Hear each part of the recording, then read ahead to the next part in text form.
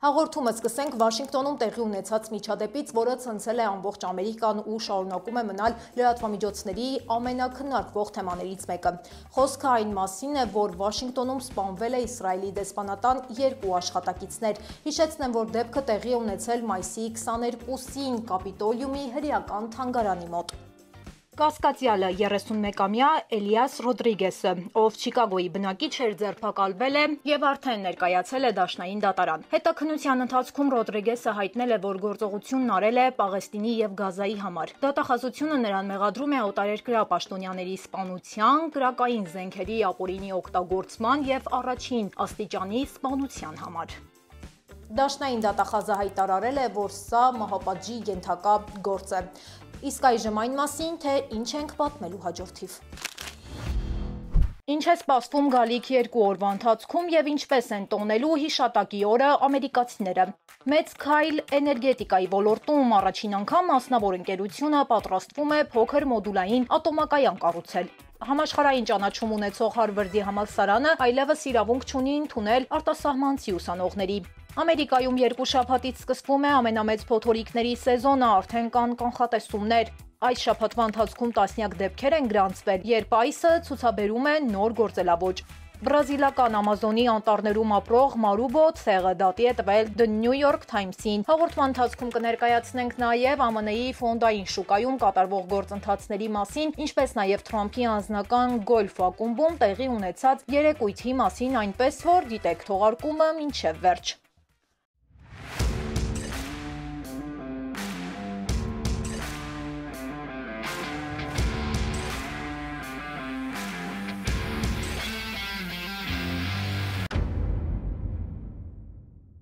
Բարև ձեզ, դուք դիտում եք Glendale Newsroom-ի հերթական թողարկումը, ես Լենա Կարապետյանն եմ ու մեր թիմի հետ ձեզ եմ ներկայացնում Ամերիկայում կատարվող քաղաքական ու հասարակական կարևոր նորությունները, այնպես որ եթե հետաքրքրված եք Ամերիկայում տեղի ունեցող իրադարձություններով, ապա բաժանորդագրվեք մեր YouTube-յան ալիքին սեղմելով զանգակի կոճակը։ Այս հանգստյան օրերին Ամերիկայում տոնվող հիշատակի օրով պայմանավորված մայիսի 22-ից 26-ը սպասվում է ճանապարհորդությունների ռեկորդային թիվ, կանխատեսվում է մինչև 45.1 միլիոն ուղևորների հոսք։ Այս թիվը նշեմ, որ գերազանցում է 2005 թվականի սահմանած ռեկորդը։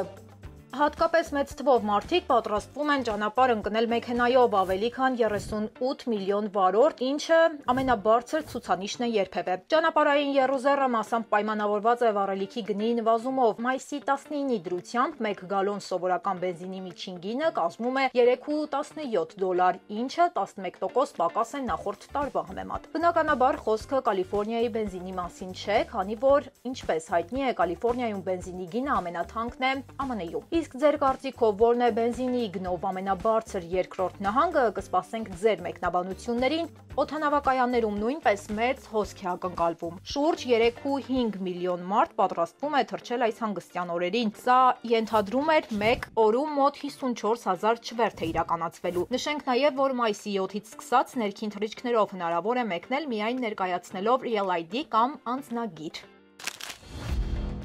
Դաշնային դատարանը կասեցրել է Թրամփի վարչակազմի կրթության նախարարությունը փակելու փորձը։ Նշեմ նաև, որ դատարանը պարտադրել է Թրամփի վարչակազմին հետ կանչել այն աշխատողներին, ովքեր ազատման դիմում էին գրել։ Նշեմ նաև, որ մարտին հայտարարվել էր կրթության նախարարության փակման մասին, 1300 աշխատակից ազատ էր արձակվել։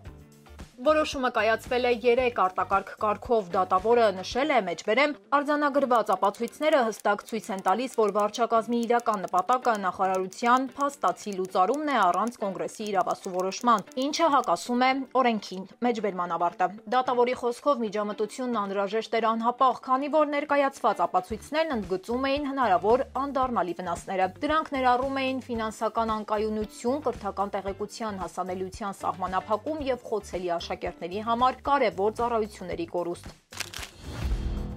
Ամերիկայի նշանավոր ճանապարհներից մեկը Pacific Coast Highway-ը կամ Լոս Անջելեսի բնակչությանը առավել հայտնի առաջին համարի արագընթացը նախատեսվում է վերաբացել այսօր գալիք երկար հանգստյան օրերի նախօրեին։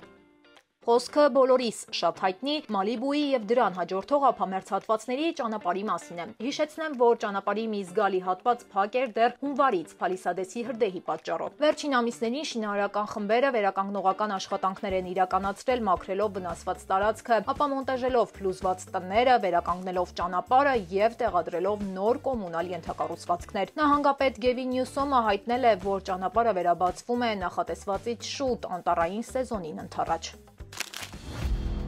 Ատլանտյան օվկիանոսի մոտ կամ դրան հարող տարածքներում, նահանգներում ապրող մեր հետևորդներին ուզում ենք զգուշացնել, որ 2 շաբաթից այդտեղ սկսվելու է ամենամյա փոթորիկների սեզոնը, որը ըստ օդերոթաբանների այս տարի ավելի ակտիվ է լինելու։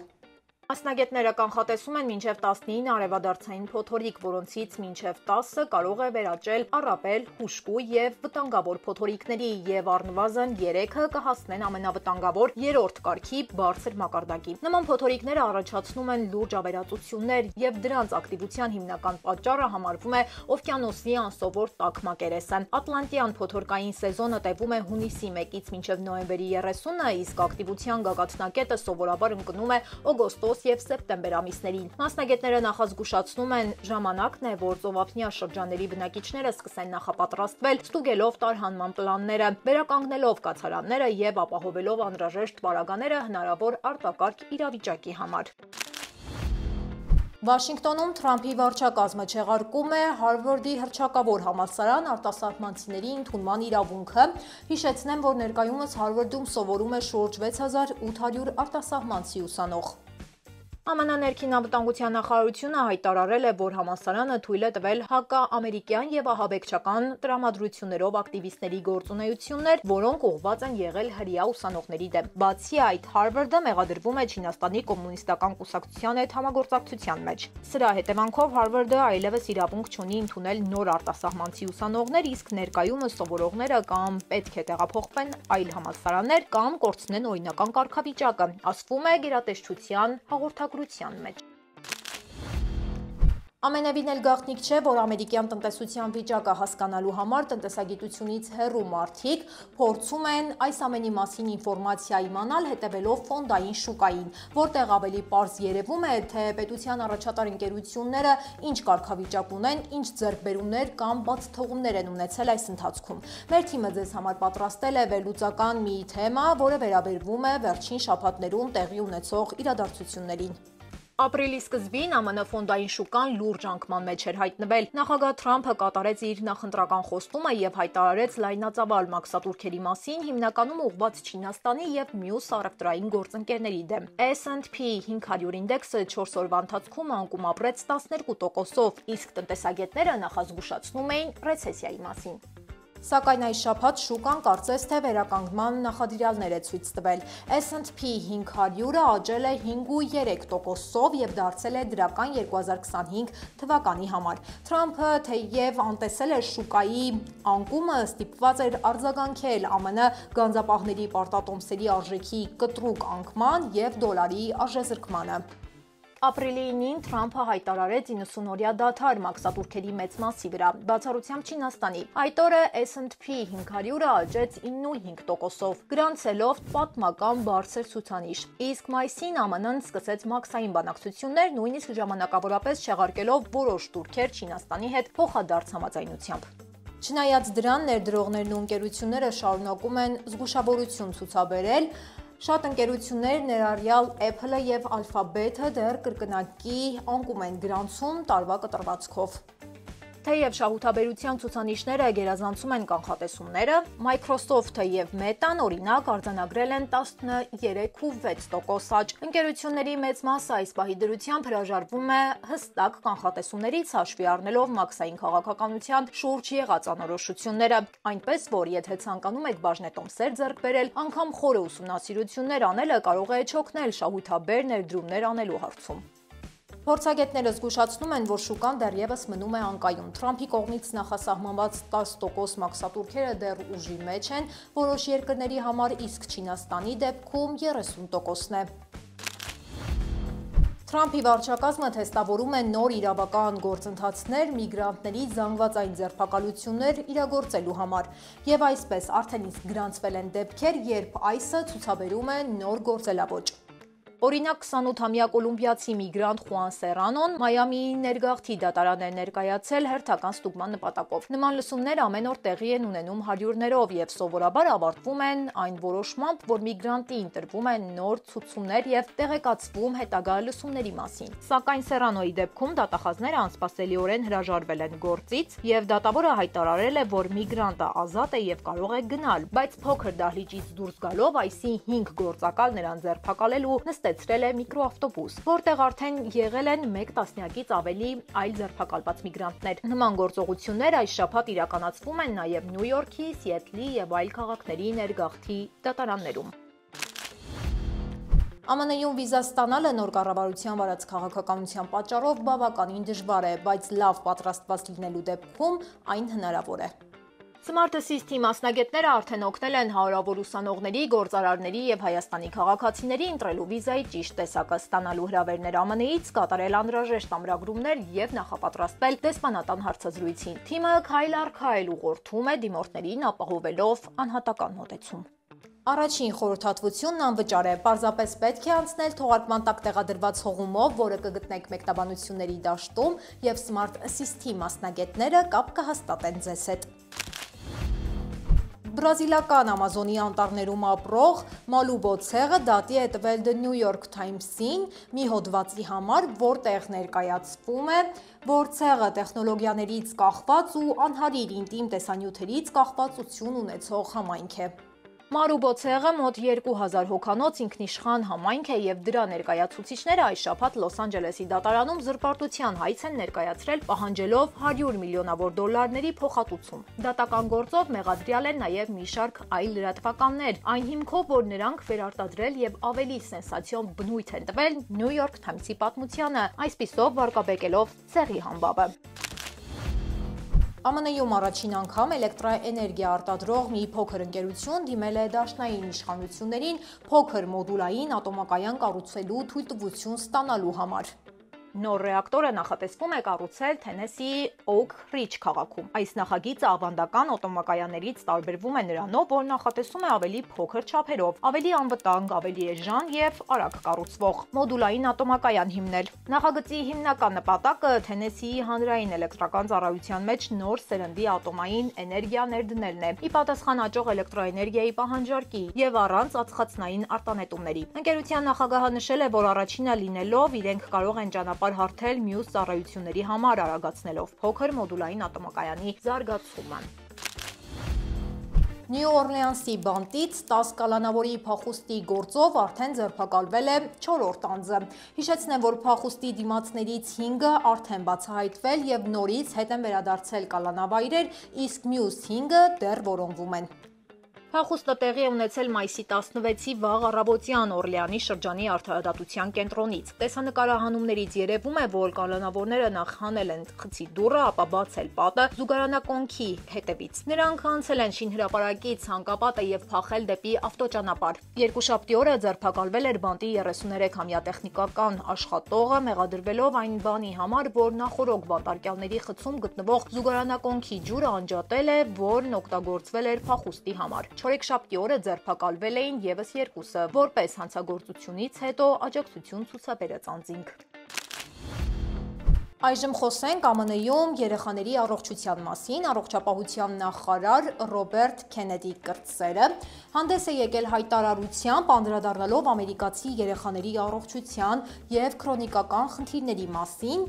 եւ նշել իհարկե դրանց պատճառը։ Առողջապահության նախարարի խոսքով ամենավտանգավոր գործոններն են վերամշակված մթերքները, քիմիական նյութերը, նստակյաց ապրելակերպը, սթրեսը եւ դեղերի չարաշահումը։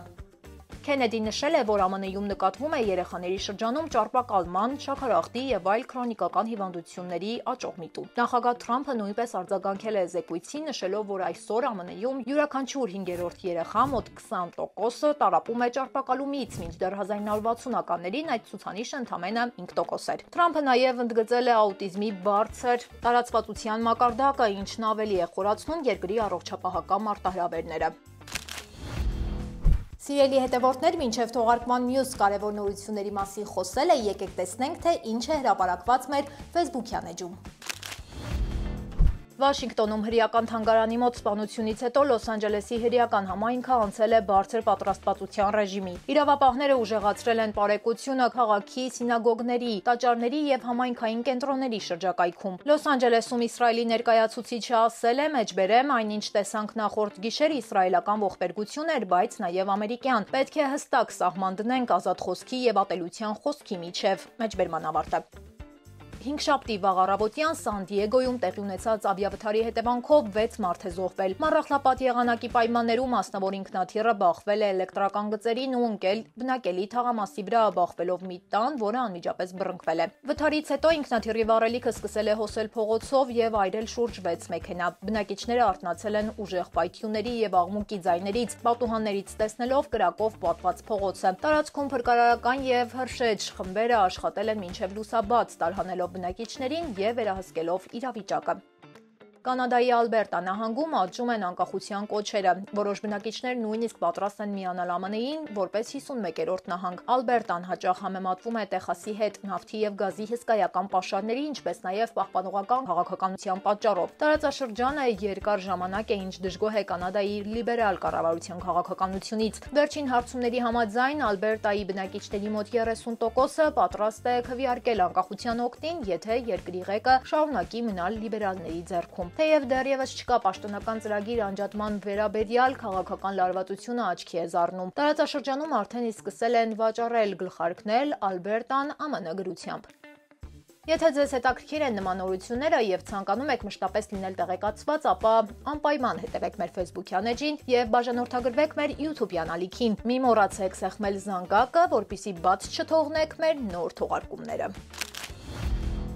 Գերագույն դատարանը արգելել է առաջին անգամ պետական ֆինանսավորմամբ ու միջոցներով կառուցվող կրոնական դպրոցի ստեղծումը, որը նախատեսվում էր կառուցել Օկլահոմա նահանգում։ Խոսքը գնում է կաթոլիկ չարտերային դպրոցի մասին, որի ֆինանսավորումը պետք է իրականացվեր հարկատուների միջոցով։ Դատարանը նշել է, որ պետական բյուջեի միջոցներով կրոնական կրթության ֆինանսավորումը խախտում է աշխարհիկ պետականության սկզբունքը ամրագրված սահմանադրության առաջին հավելվածում։ Այս որոշումը դարձել է նախադեպային, սահմանափակելով կրոնական կազմակերպությունների հնարավորությունները պետական կրթական համակարգում եւ հաստատելով, որ դպրոցի պետական ֆինանսավորումը պետք է մնա կրոնից անկախ։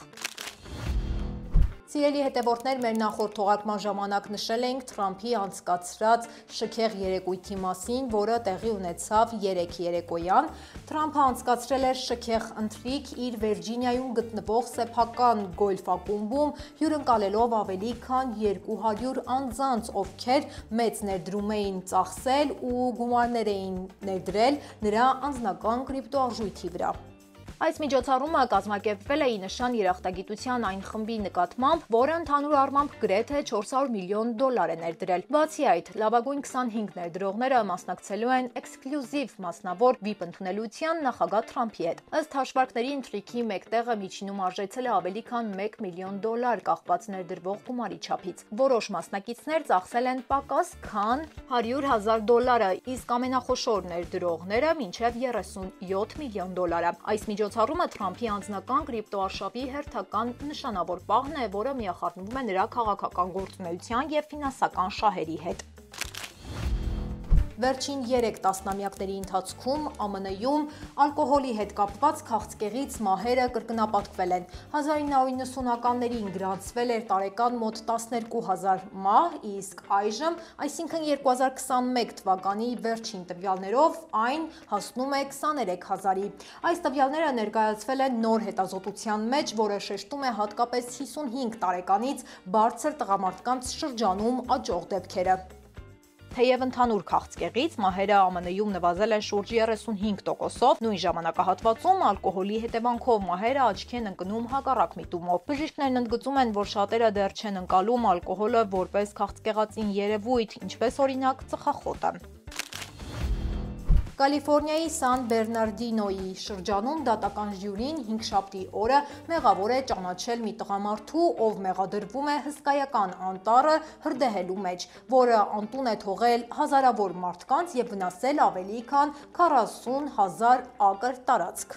35-ամյա Ջասթին Հասթենբերգը մեղավոր է ճանաչվել 7 կետով կապված սեպտեմբերի 5-ին բռնկված Linefire անվամբ հայտնի հրդեհի հետ։ Հետաքննիչները խուզարկել են կասկածյալի տունը եւ հայտնաբերել են ապացույցներ, որոնք ամրապնդում են նրա ձերբակալման հիմքերը։ Նրանց հաջողվել է նաեւ հայտնաբերել այն բեռնատար մեքենան, որը փնտրվում է որպես հրդեհի գործով նյութական ապացույց։ Տղամարդուն սպառնում է մինչև կյանքի ազատազրկում։ Սիրելի հետևորդներ, շնորհակալ ենք թողարկումը մինչև վերջ դիտելու համար։ Մենք բարձր ենք գնահատում ձեր ակտիվությունը, սիրով կարդում ենք բոլորիդ նամակներն ու մեկնաբանությունները։ Եթե ցանկանում եք առաջինը դիտել մեր թողարկումները, ապա բաժանորդագրվեք մեր YouTube-յան ալիքին, սեղմելով զանգակի կոճակը, ինչպես նաև կոմենտներում գրեք, որտեղից եք հետևում մեզ։ Այսօր այսքանը, կհանդիպենք 2 օրից։ Շնորհակալություն։